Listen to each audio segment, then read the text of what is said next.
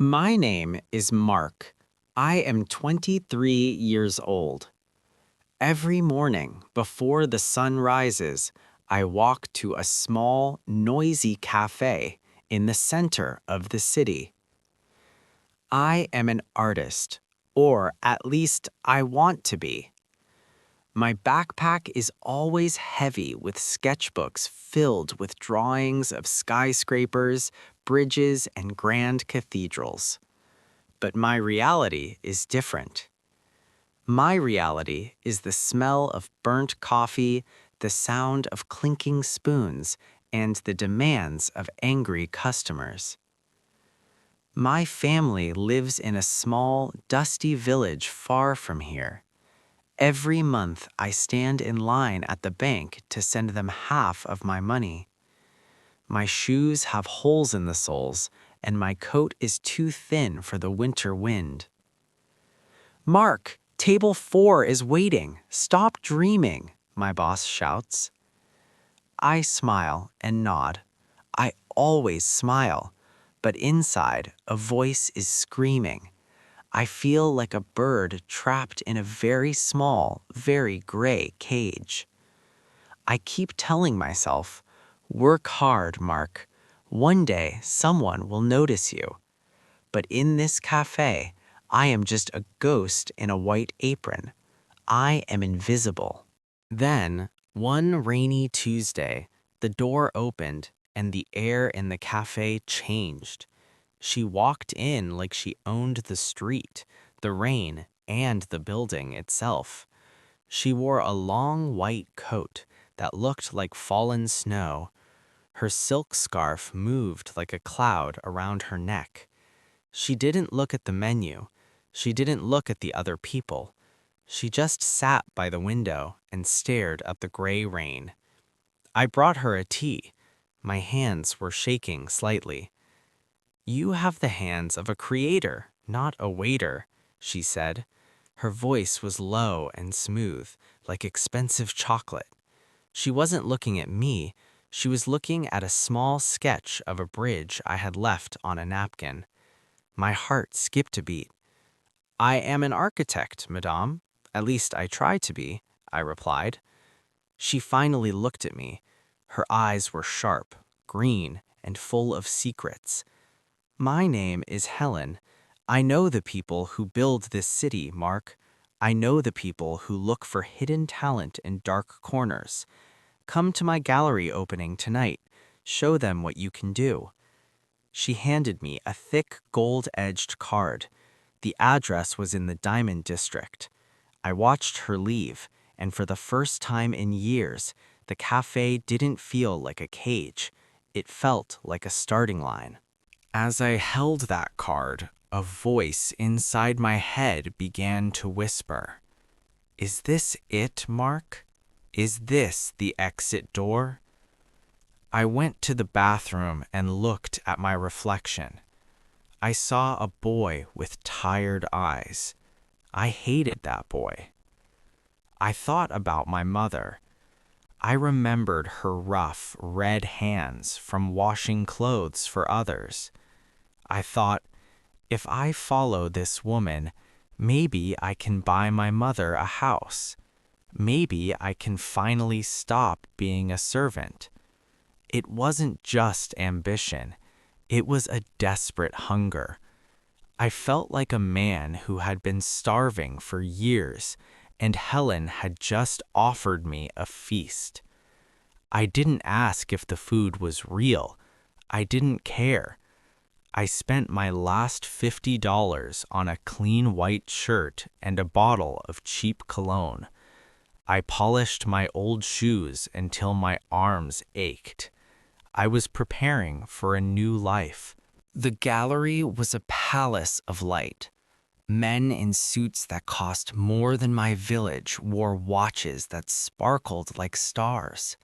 Women laughed with voices that sounded like silver bells. I felt like an actor who had walked onto the wrong stage. Do I belong here? I asked myself. No, but I will do anything to stay. Helen found me in the crowd. She looked magnificent in a black velvet dress. She took my arm and introduced me to everyone. "This is Mark," she told them. "He is the future of our city's skyline. Remember his face." I felt like I was flying. Helen stayed close.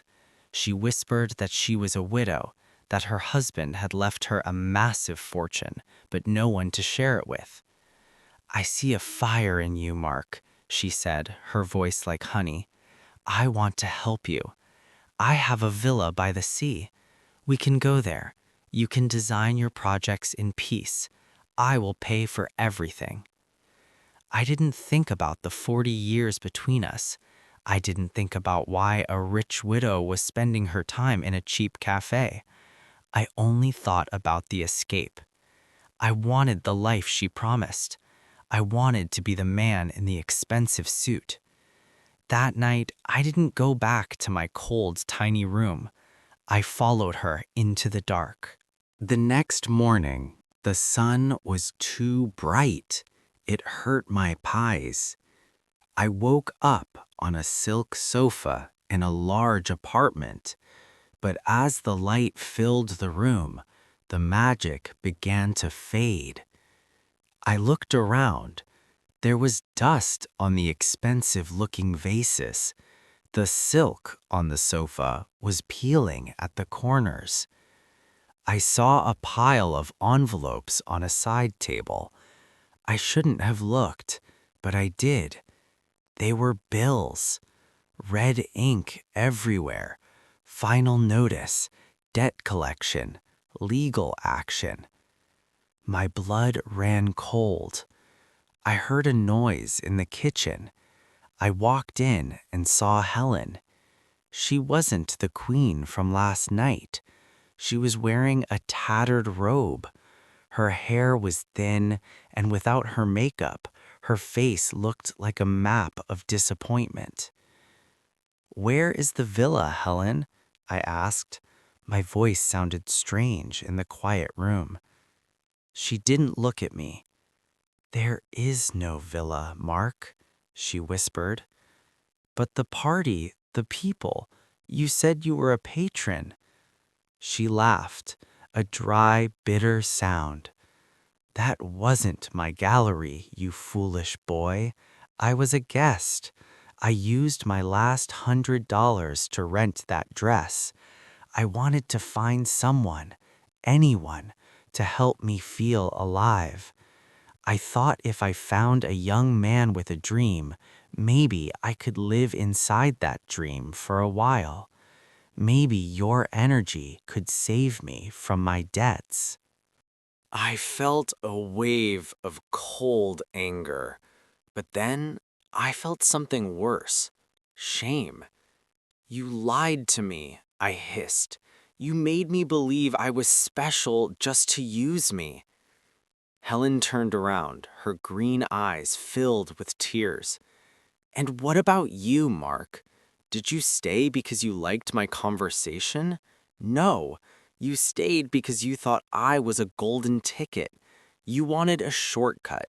You wanted to be rich without the work. We are the same. We are both hungry ghosts in a city that eats people like us." I stood there, silent. She was right. I hadn't loved her. I had loved the idea of her money. I had been willing to sell my soul for a villa that didn't exist. We were both liars. I walked out of that apartment and never looked back. I didn't have money for the bus, so I walked for 3 hours. The city looked different now. The tall buildings didn't look like dreams anymore. They looked like mountains of cold stone. I went back to the cafe. I put on my old, stained apron. My boss yelled at me for being late. I didn't yell back. I just picked up a tray. A week later, Helen came to the cafe. She sat at the same table by the window. She looked small and broken. I'm sorry, Mark, she said quietly. I really did like your drawings. I was afraid of being nobody. In this city, if you are poor, you are invisible. I didn't want to disappear. I looked at her. I saw a warning. She was what happens when you spend your whole life chasing shadows. I forgive you, Helen, I said, but I cannot save you, and you cannot save me. I realized that the most expensive thing in the world is a free life given by someone else. It costs you your truth. I took out my sketchbook and began to draw, not for a gallery and not for a rich widow. I drew because I loved the lines. I would build my own towers, brick by brick, even if it took my whole life. Mark decided to walk away and start from zero. If you were in his place, would you have stayed with Helen to try and build a life together out of their shared lies? Or would you leave like he did? Let me know in the comments. If you liked this story, please like, comment, share, and subscribe.